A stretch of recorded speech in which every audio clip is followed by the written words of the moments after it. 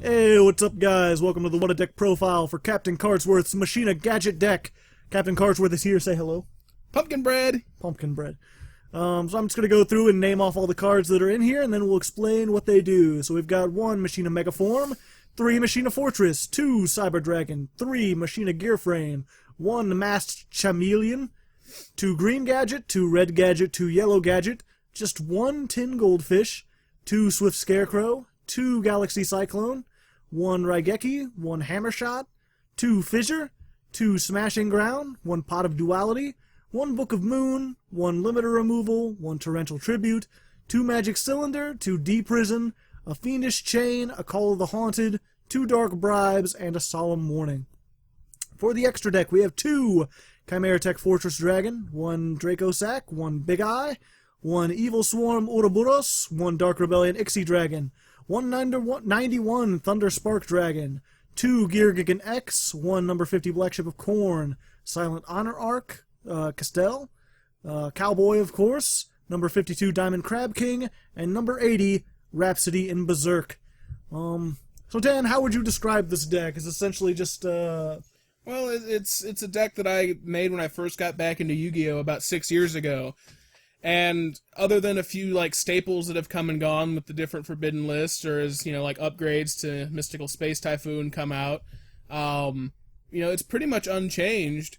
And the main focus of the deck, I just like to get Fortress out. He's a pretty underrated card. People used him a lot when Phantom Beasts were a big thing, and then people realized Phantom Beasts sucked. But he's a pretty underrated card. If he gets destroyed by battle, you get to destroy a thing on the field, and if he's targeted by a monster effect, you get to discard a card from your opponent's hand. He's got a solid 2,500 attack. Yeah, which is good. He's easy to get out because you can discard him for 7 of his own 8-star summoning requirements.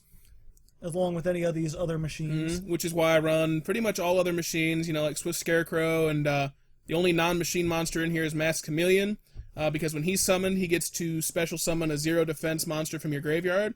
So ideally, you use him after you've got him in the grave, and makes a nice, easy Ixie play.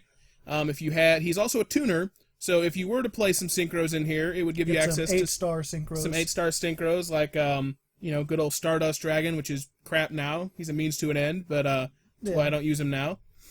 And he's kind of just got to go to some toolboxy elements here, which, of course, we didn't actually go into hardly any of these. No, not on the What a Deck. We Ixie summoned once, I believe. Yeah. And it was for Crab King.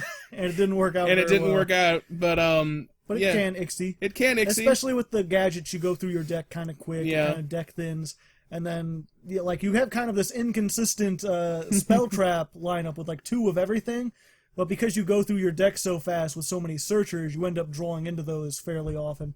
So it kind of works out. We drew into everything, at least except once. for him. We never had 10 Goldfish. That's the only card we never got in our What a Deck. And you don't really have a side deck. If you did have a side deck, though, I'd probably recommend just other copies of everything that you run 2 of. Yeah. So just oh, well, Destruction doesn't work very well. We'll swip out. Yeah, so fortunately we didn't hit any Magispectors. So, if we'd hit Magispectors, you'd want to get rid of pretty much this whole cluster right here. Yeah, and just put in more Dark Bribes. More. Well, you've got a lot of targeting stuff. Maybe some of the new Mirror Forces.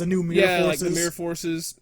That might be better instead of Yeah, actually, probably better than most of the stuff you've got. Fortunately, we didn't hit any Magispectors. Like I said, this deck was built, 6 years ago. But it still does decently. Yeah, it did decently, and I've beaten more or less meta decks in actual tournament play with it. It's the deck I take physically to tournaments with me. So if you want a cheap deck that is pretty much doesn't get affected by the meta at all, you've played this for literally years. Kind of an old school deck, but it continues to be a force to be reckoned with. It is fully endorsed by Captain Cardsworth. There you go. So next week we'll be back with something else. Until then, good luck, have fun. Banana bread.